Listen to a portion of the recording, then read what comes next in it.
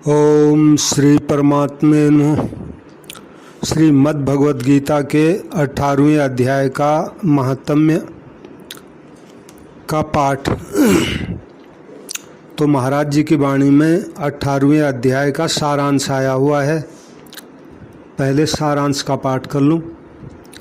श्रीमद् भगवद गीता का जो 18वां अध्याय है इसका नाम है मोक्ष संन्यास योग और इसमें 78 श्लोक हैं। तो सारांश है, मनुष्य मात्र के उद्धार के लिए उनकी रुचि, योग्यता और श्रद्धा के अनुसार 3 साधन बताए गए हैं: कर्म योग, ज्ञान योग और भक्ति योग। भक्ति योग का मतलब शरणागति। इनमें से किसी भी एक साधन में मनुष्य लग जाए तो उसका उद्धार हो जाता है। जो मनुष्य यज्ञ, तप और दान तथा नियत कर्तव्य कर्मों को आसक्ति और फलेच्छा का त्याग करके करता है एवं जो कुशल अकुशल कर्मों में राग द्वेष नहीं करता, वही वास्तव में त्यागी है। नियत कर्मों को करते हुए भी उसको पाप नहीं लगता और उसको कहीं भी कर्म फल प्राप्त नहीं होता। उसके संपूर्ण संशय संदेह मिट जाते हैं और वह अपने स्वरूप में स्थित हो जाता है। यह कर्म योग है। अब ज्ञान योग के बारे में बता रहे हैं। जो मनुष्य सात्विक ज्ञान, कर्म, बुद्धि, धृति और सुख को धारण करके कर्तृत्व भोक्तृत्व से रहित हो जाता है, वह अगर संपूर्ण प्राणियों को मार भी दे तो भी उसको पाप नहीं लगता। अपने स्वरूप में स्थित होकर उसको पराभक्ति की प्राप्ति हो जाती है और उससे वह परमात्म तत्व को यथार्थ जानकर उसमें प्रविष्ट हो जाता है। यह ज्ञान योग है। अब जो है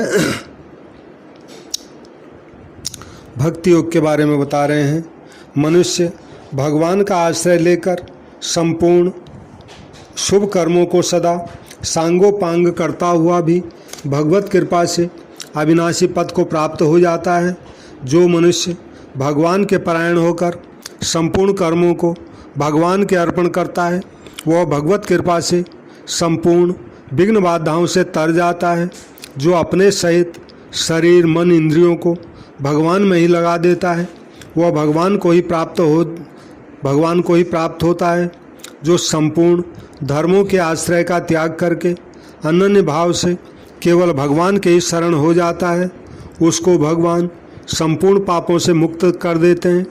यह भक्ति योग है। सीताराम सीताराम। अब श्री मद् भगवद गीता के 2 श्लोकों का पहले पाठ कर रहा हूँ, पहला और दूसरा। अच्छा, सबसे मेरी विनती है, जो भी इस कथा को सुन रहे हैं, कृपया मेरे चैनल को सब्सक्राइब करें। घंटी का बटन आएगा, उसको भी दबा दें। कथा को लाइक करें, शेयर तो ज़रूर करें और कुछ कमेंट में करना चाहें तो लिख दें। अर्जुन उवाच संन्यासस्य महाबाहो तत्त्वमिच्छामि वेदितुं त्यागस्य च ऋषिकेशो पृथक् केशिनिषूदनो। श्रीभगवानुवाच काम्यानां कर्मणां न्यासं संन्यासं कवयो विदो सर्वकर्मफलत्यागं प्राहुस्त्यागं विचक्षणा। तो ये पहले और दूसरे श्लोक का पाठ है अध्याय का। अब श्रीमद् भगवद गीता के 18वें अध्याय का महात्म्य। ये महात्म्य स्कंद पुराण में आया है और भगवान शिवजी और पार्वती के आपसी संवाद के अंतर्गत आया है।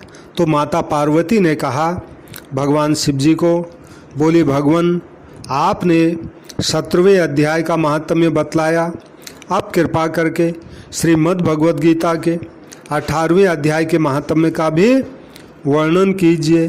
श्री महादेव जी ने कहा, गिरिनंदिनी चिन्मय आनंद की धारा बहाने वाले 18वें अध्याय के पावन महात्म्य को, जो वेद से भी उत्तम है, श्रवण करो।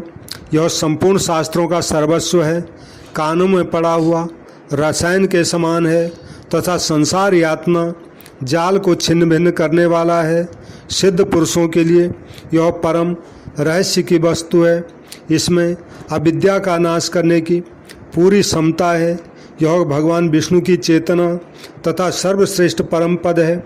इतना ही नहीं, यह विवेकमयी लता का मूल, काम क्रोध और मद को नष्ट करने वाला, इंद्र आदि देवताओं के चित्त का विश्राम मंदिर तथा सनक सनंदन आदि महायोगियों का मनोरंजन करने वाला है। इसके पाठ मात्र से यमदूतों की गर्जना बंद हो जाती है।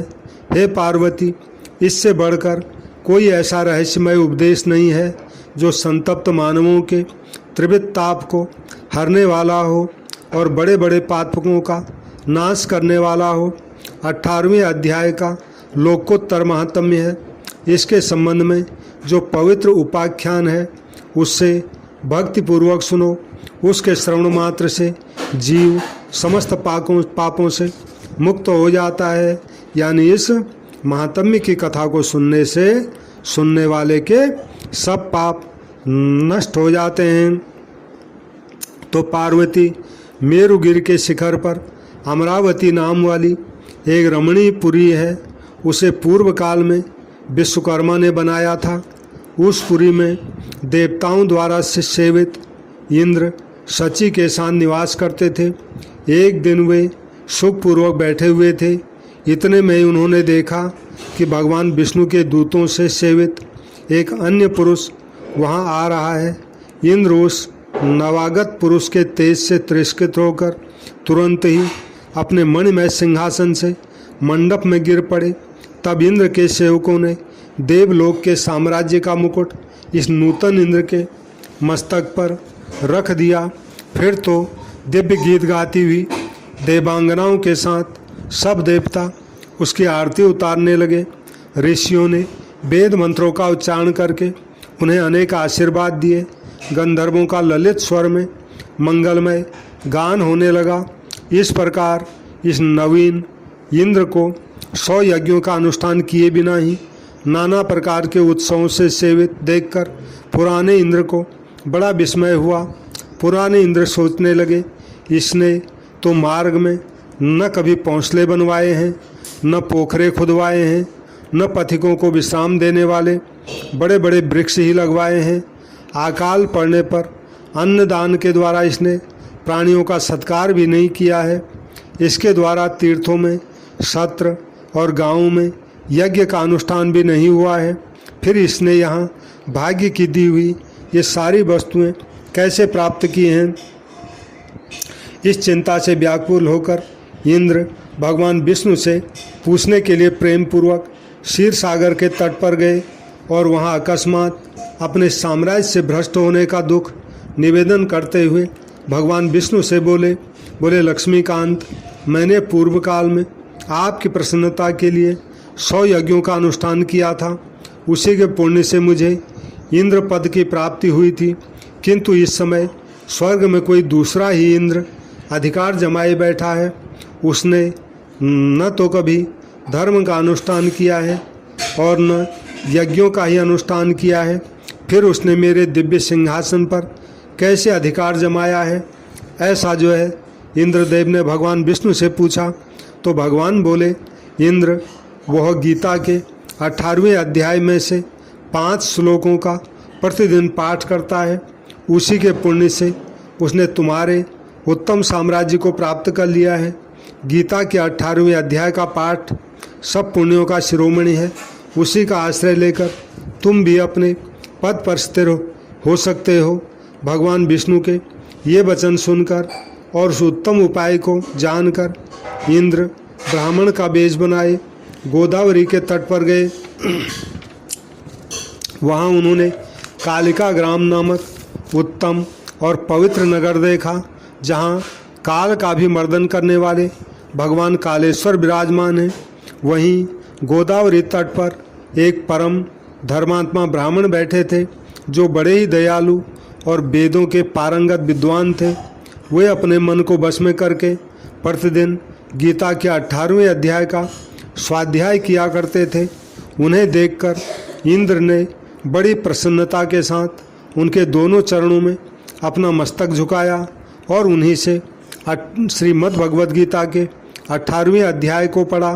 फिर उसी के पुण्य से उन्होंने श्री विष्णु का सायुज्य प्राप्त कर लिया। इंद्र आदि देवताओं का पद बहुत ही छोटा है, यह जानकर वे परम हर्ष के साथ उत्तम वैकुंठ धाम गए।